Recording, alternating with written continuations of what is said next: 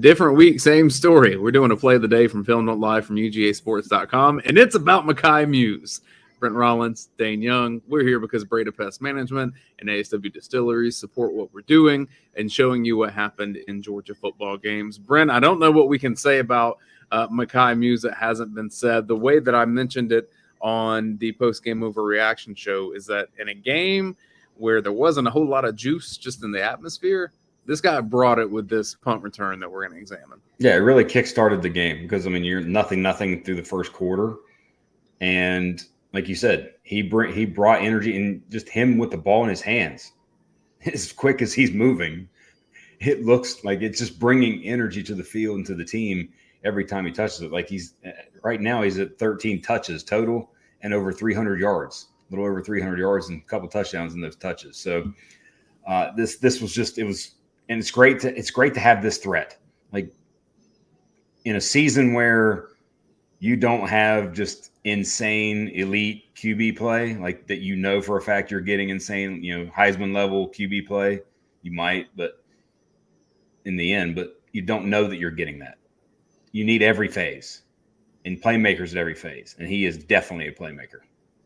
So you grade special teams for Pro Football Focus. This is something that I feel like you're much more of an expert than I am in this. Your first gut reaction when you see how this is set up, what stood out? We got to take it back to the very beginning of this. First thing to point out is Rosemary Jackson on the 35-yard line. Like, I think they kind of got into it. So right up there, he's fighting with this guy here at the very sort of top, behind everybody right now.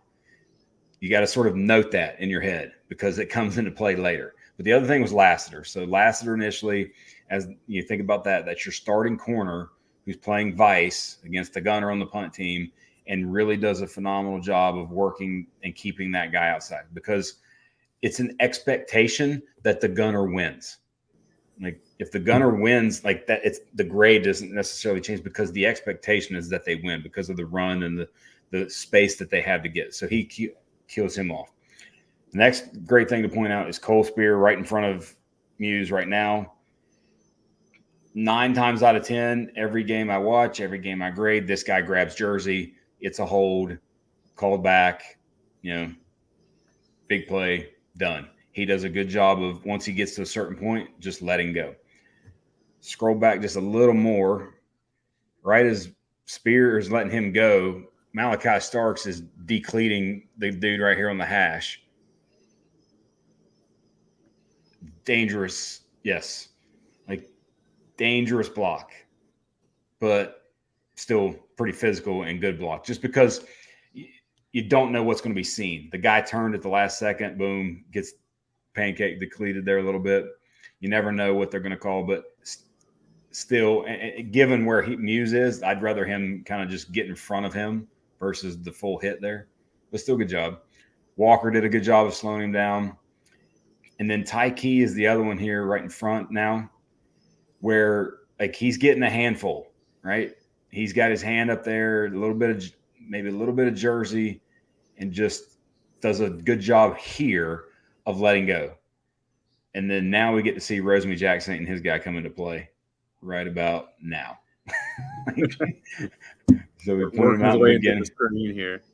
Yeah. But like the biggest thing is the dude just goes.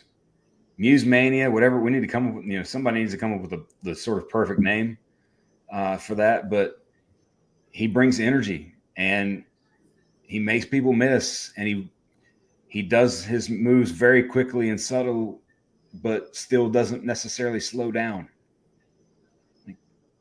The kick returns to me were just as big as the punt. The punt return, obviously, to score and inject the energy, but the kick returns and that element, like that's it.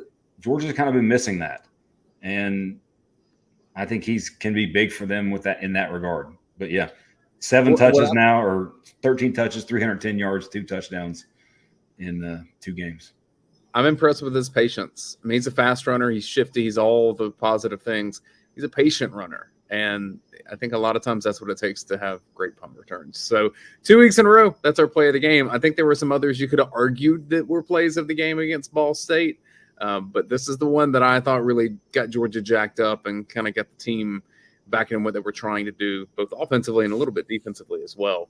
And Mekhi Mews is becoming a bigger part of offense too. So this guy is a playmaker on the team.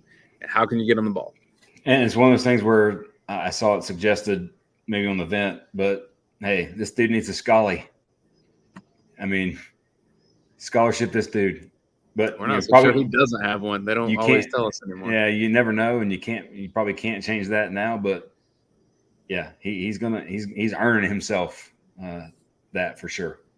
Well, the people that have earned our support and our love, Breda Pest Management, ASW Distillery, support them because they support us. They make it where we're able to do this show and do it on YouTube for you.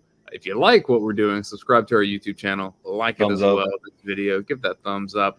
And we have more Film Don't Lie from other aspects of Georgia versus Ball State.